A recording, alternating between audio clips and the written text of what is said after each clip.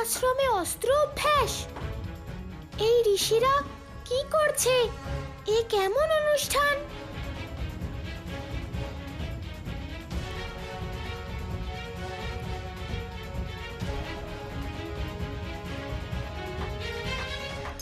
কানাই, প্রণাম গুরুদেব। এই সময় তুমি এখানে? এখন তো তোমার বিশ্রামের সময়। গুরুদেব, আমি একটা ব্যাপার বুঝতে পারছি না। এই ঋষিগণ এখানে ঠিক কি করছেন?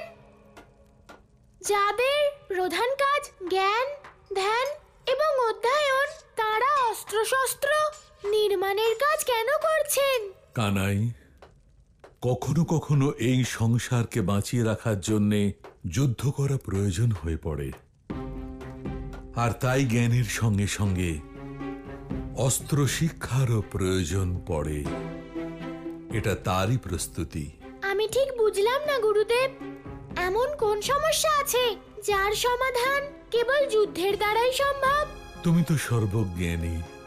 তুমি তো জানো তোমার অবতার রূপে এই সংসারে অবতীর্ণ হবার বিশেষ উদ্দেশ্য আছে। ভবিষ্যতে এক নারীর সম্মান রক্ষার জন্য ধর্ম আর অধর্মের মধ্যে একটি মহাযুদ্ধ হবে। মহাযুদ্ধ? কেমন মহাযুদ্ধ গুরুদেব? কৌরব আর পাণ্ডবদের মধ্যে সংগঠিত হওয়া মহাযুদ্ধ, মহাভারত।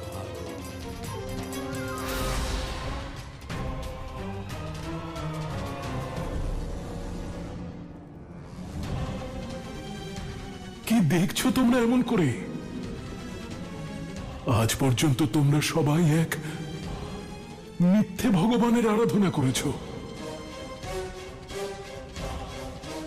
প্রভু তো উনি, পরম অবতার পৌণ্ড্রক। পুণ্য অর্জনের সুযোগ অনেক ভাগ্য করে পাওয়া যায়, কাজে লাগাও। প্রভু উনি, পুষ্পবৃষ্টি করো।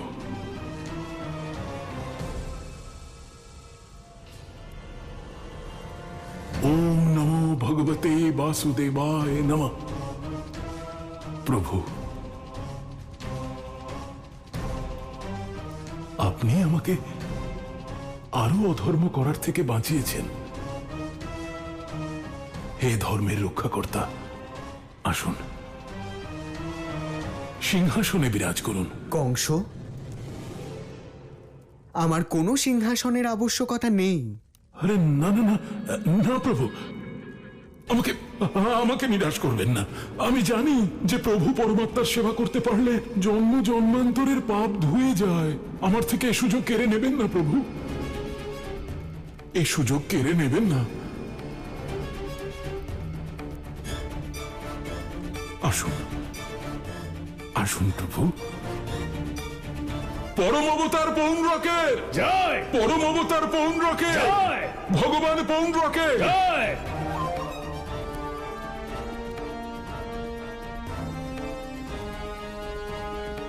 ভক্তগণ, তোমরা সবাই কি দেখছো?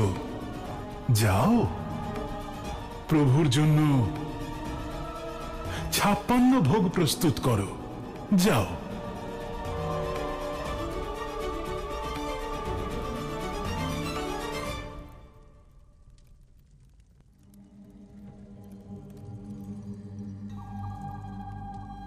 ভগবান, 56 ভোগ, আপনার প্রিয় ভোজন।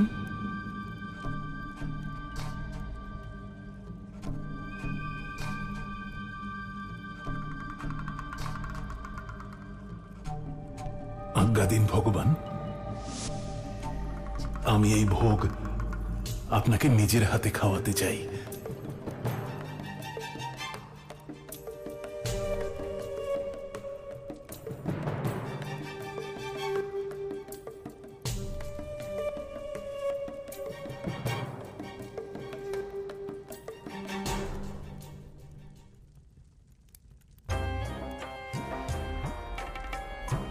চক্রধারী, বলো এবার কি করবে তুমি? কতক্ষণ পৃথিবীকে নিজের অক্ষে আবর্তন করতে বাধা দেবে? পৃথিবী ঘুরতে শুরু করলেই সূর্যাস্ত হয়ে যাবে, আর তখন দেখো পৌণ্ড্রকের দুর্গতির নতুন অধ্যায় শুরু হবে।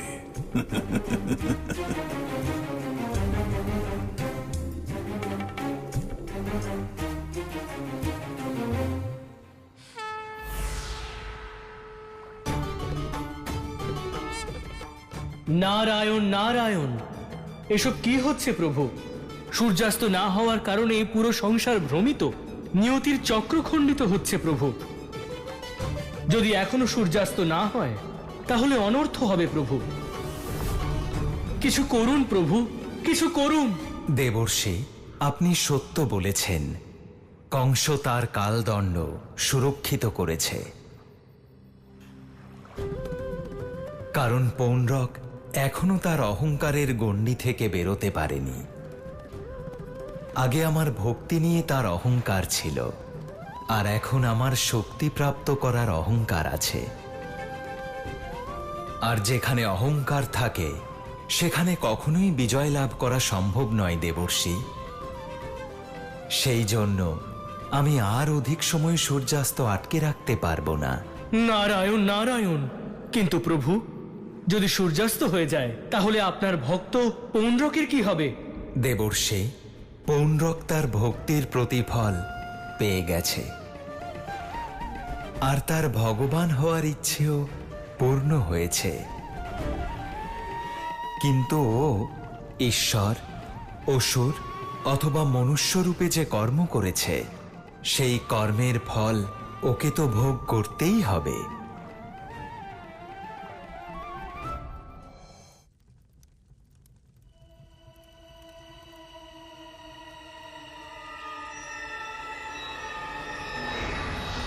আর ওই দেখুন ভগবান, সূর্যাস্ত হচ্ছে, সূর্যাস্ত হচ্ছে ভগবান, সূর্যাস্ত হচ্ছে, সূর্যাস্ত হচ্ছে ভগবান, সূর্যাস্ত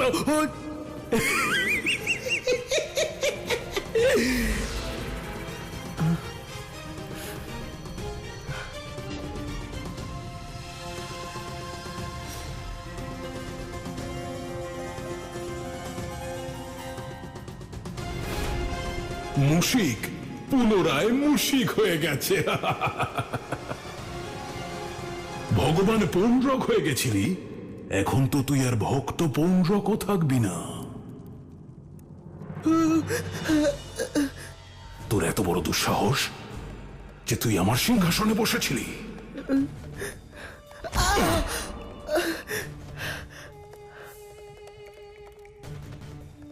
খুব যে ভগবান সেজে ঘুরছিলি, কোথায় গেল তোর দৈব শক্তি? বলেছিলাম আমি তোকে, তুই একজন সাধারণ মানুষ, শক্তিহীন হয়ে যাবি। এবার তোর কি হবে? মহারাজ, আমি এখানে। মূর্খ, তুই তোর জীবনের সবচেয়ে বড় সুযোগ হারিয়ে ফেলেছিস।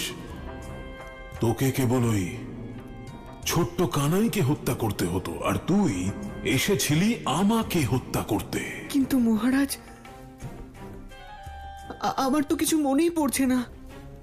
ও,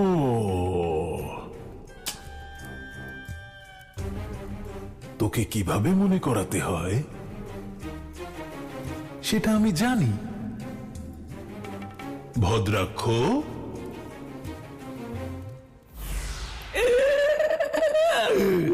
আমার যা প্রায়শ্চিত্ত করার ছিল তা করে নিয়েছি আমি। এখন অতিথি সৎকারে যেন কোনো ত্রুটি না থাকে। আমার যেই হাত দিয়ে পৌণ্ড্রক আপনাকে শাস্তি দিতে বাধ্য করেছে, ওই হাত দিয়ে আমি যত্ন সহকারে ওর অতিথি সৎকার করব, আর ওর রক্ত দিয়ে নিজের কপালে তিলক পরব।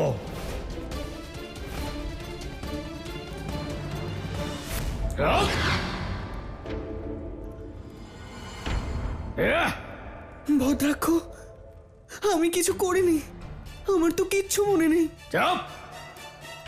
পৌণ্ড্রক যত বলবে তত মার খাবে, বেশি বললে বেশি মার খাবে, আর না বললে তবুও মার খাবে।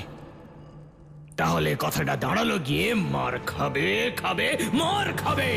তোমার এত সাহস যে আমাকে দিয়ে আমার ভগবানের গায়ে চাবুক মারিয়েছ, আজ তোমার আমি হাড় গোড় ভেঙে চুরমার করে দেব। এই! এই! এই, দাঁড়াও! আমি কিছু করিনি, আমি কিছু কোথায় করিনি। পালাচ্ছ ময়দান ছেড়ে? খেলা তো সবে শুরু হয়েছে, এখনো অনেক বাকি আছে। দাঁড়াও! দাঁড়াও ভদ্রাক্ষ। ভগবান, ওর জন্যই আমি আপনার গায়ে হাত তুলেছি। ওকে আমি এই পৃথিবী থেকেই সরিয়ে দেব। যেতে দাও ওকে। এই খেলাটা পৌণ্ড্রকের নয়, ওই ছলনাকারী বিষ্ণুর। এই খেলায় ভুল পৌণ্ড্রকের শুধু এটুকুই যে ও বিষ্ণুর ছলনা বুঝতে পারেনি, কিন্তু ওর পরাজয় মানেই আমাদের জয়। চক্রধারী, ও চক্রধারী, আজ সঠিক অর্থেই তুমি আমার কাছে পরাস্ত হয়েছ। আমি তোমার ওই একদিনের ভগবানকে জীবন দান করে নিজের শ্রেষ্ঠত্ব প্রমাণ করেছি। আজ থেকে এই সংসার তোমাকে নয়, আমাকে জীবনদাতা বলবে। জীবনদাতা। মহাভারত? হ্যাঁ, নিয়তি এই মহাভারতের সংসারে সেই মহাযুদ্ধের প্রস্তুতি এখন থেকেই শুরু করে দিয়েছেন। সময় সেই যোদ্ধাদের প্রশিক্ষিত করছে।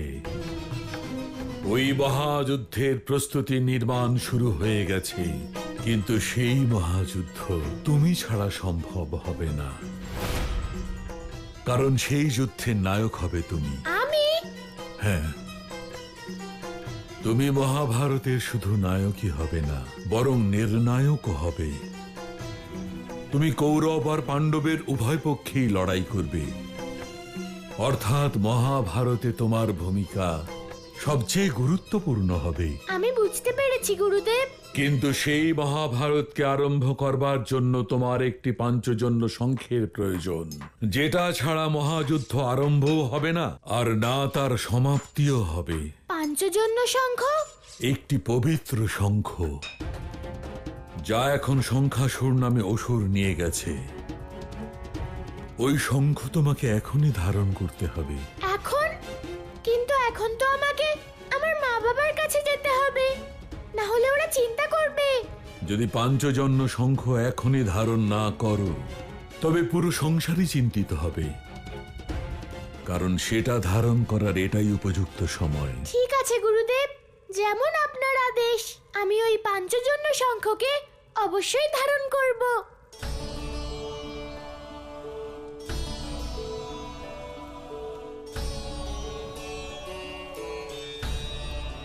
কানাই, এ তুই কি বলছিস? একটা শঙ্খ আনার জন্য আমাদের সমুদ্রের গভীরে যেতে হবে? কতটা পথ বলতো? তুই কি ভেবে দেখেছিস যে পথে আমরা কি খাবো? দাদা, আমি একটা গুরুত্বপূর্ণ কথা বলছি, আর তুমি ভোজন নিয়ে ভাবছো। কানাই, ভোজনের থেকে বেশি গুরুত্বপূর্ণ এই সংসারে আর কিছুই নেই। আর তোর তো শুধু একটা শঙ্খ প্রয়োজন। তাহলে চল, আমাদের বৃন্দাবনেই অনেক শঙ্খ পেয়ে যাবি। তুমি ঠিকই বলেছো দাদা, বৃন্দাবনে অনেক শঙ্খ পেয়ে যাব। কিন্তু সমুদ্রে এমন এক অসুর আছে যার নাম শঙ্খাসুর। তাতে কি? ও তো আমাদের কোনো ক্ষতি করেনি, তাই না? তবে ওকে কি অকারণে বিনাশ করা উচিত হবে? শুধু এই জন্য যে ও এক অসুর? কি হলো কানাই, বল। দাদা, ওই অসুরের কাছেই পাঞ্চজন্য শঙ্খ আছে, আর ওই পাঞ্চজন্য শঙ্খ সমুদ্র মন্থনে উঠে এসেছিল। ওই শঙ্খে দেবী লক্ষ্মী বাস করেন। আর এক অসুরের কাছে এমন গুরুত্বপূর্ণ বস্তু থাকা সংসারের জন্য ক্ষতিকারক হতে পারে দাদা। কানাই, ওই শঙ্খ যদি এতটাই গুরুত্বপূর্ণ হয়ে থাকে, তাহলে আমিও তোর সঙ্গে যাব। কিন্তু আমরা ওই শঙ্খাসুরের কাছে পৌঁছবো কি করে কানাই?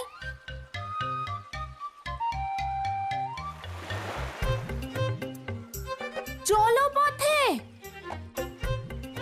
কেন দাদা, তোমার নিজের ভাইয়ের উপর ভরসা ভরসা নেই? কানাই, আমার তোর ওপর ভরসা আছে, কিন্তু আমার শ্বাসের ওপর নেই। যদি আমার শ্বাস আটকে যায় তাহলে আমি তো গেলাম। দাদা, আমি জানি যে জলের মধ্যে শ্বাস নেওয়া আমার থেকেও তোমার পক্ষে বেশি সহজ, কারণ তুমি স্বয়ং শেষনাগের অবতার। কানাই, কোন ভাবনায় ডুবে গেলি তুই? আমাকে এখানে একা রেখে যাবি না, আর যমুনায় ঝাঁপ দেওয়ার কথা ভুলেও ভাববি না। দাদা, আমি কি কখনো তোমাকে একা ছেড়ে যেতে পারি?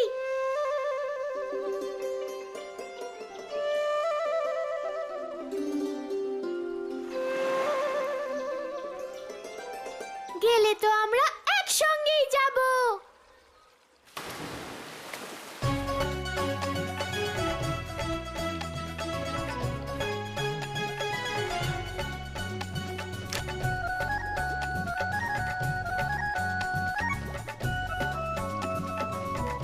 দাদা, তুমি ঠিক আছো তো? কি হয়েছে দাদা? তুমি কিছু বলছো না কেন? কি করে বলবো কানাই?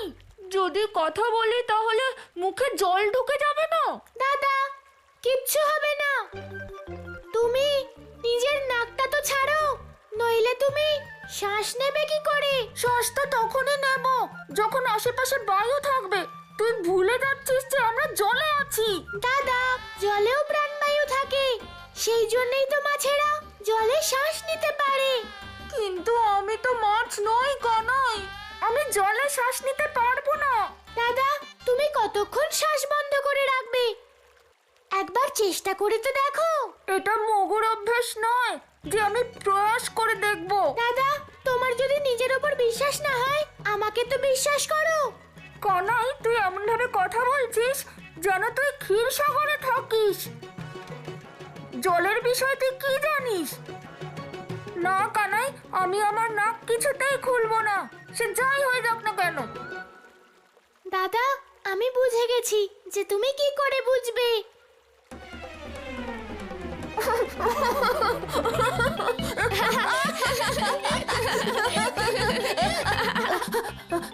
কানাই, এটা তুই কি করলি? দাদা, সেটাই যা তোমার জলে শ্বাস নেওয়ার জন্য আবশ্যক ছিল।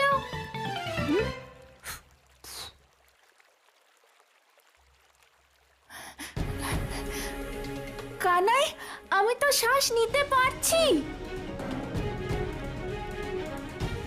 কিন্তু এটা কি করে সম্ভব হলো কানাই? এটা এটা জলই তো। হ্যাঁ দাদা, এটা জল, আর আমরা জলের ভিতরেই শ্বাস নিচ্ছি। কানাই, তুই আবার কোনো মায়া করিসনি তো? দাদা, এতে মায়া রচনা করার কি প্রয়োজন? জলে যদি তুমি শ্বাস না নিতে পারো, তাহলে কে পারবে? তার মানে কানাই, তুই কি করে জানতে পারলি যে আমরা জলের মধ্যে শ্বাস নিতে পারবো? সেটা সেটা সেটা আসলে দাদা, আমরা ঋষি সন্দীপনীর কাজে এসেছি তো, তাই উনি আমাদের এই শক্তি দিয়েছেন। কানাই, তুই সঠিক বলেছিস, এটা অবশ্যই ঋষি সন্দীপনীর আশীর্বাদের ফলেই হচ্ছে। দাদা, আমরা ঋষি সন্দীপনীর কৃপা তো পেয়েছি, কিন্তু এবার ওনার কাজটাও করি। তাড়াতাড়ি করো দাদা, আমাদের সংখ্যাসুরকে খুঁজতে হ্যাঁ হবে। হ্যাঁ কানাই, চল চল যাই। চলো।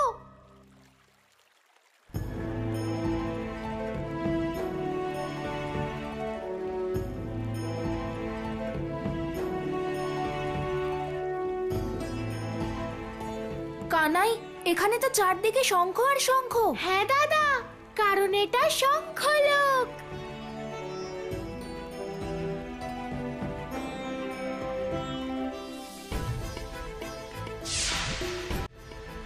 কানাই, তাহলে আর দেরি কিসের? এই নে পাঞ্চজন্য শঙ্খ, আর চল এখান থেকে। না না দাদা, এটা পাঞ্চজন্য শঙ্খ নয়। এটা পাঞ্চজন্য শঙ্খ নয়?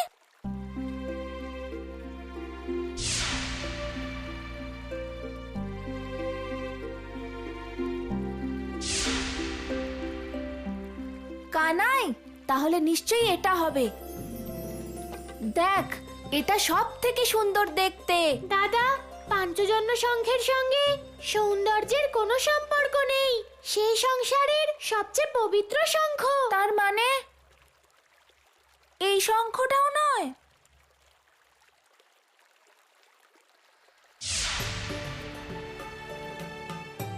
তুই দুঃখ পাস না কানাই, এখানে কত শঙ্খ আছে। একবার যখন এসেই পড়েছি তখন খালি হাতে ফিরবো না। আয় আমার সঙ্গে।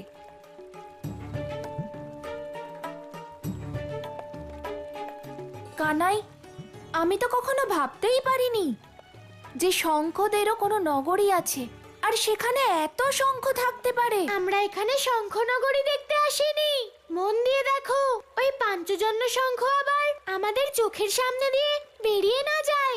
হ্যাঁ কানাই,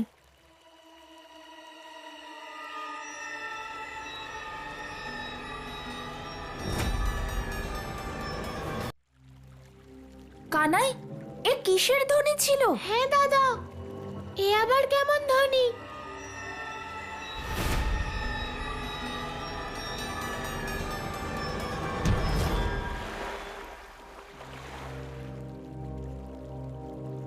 কানাই, তুই উত্তর না দিতে চাইলে দিস না, কিন্তু আমাকে ধাক্কা মারছিস কেন?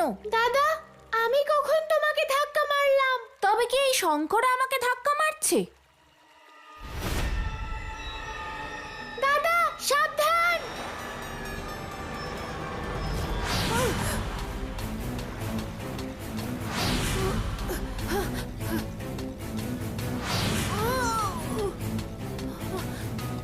কানাই, এই শঙ্খদের হঠাৎ করে কি হলো? এরা তো কোনো অসুরের মতো আমাদের উপর আক্রমণ করছে। দাদা, মনে হচ্ছে এসব শঙ্খাসুরের প্রভাবে ঘটছে। তার আসুরিক প্রভাবের ফলেই এই পবিত্র শঙ্খ অশুভ হয়ে গেছে। দাদা! কানাই, অসুরদের থেকে পালাতে নেই, বরং তাদের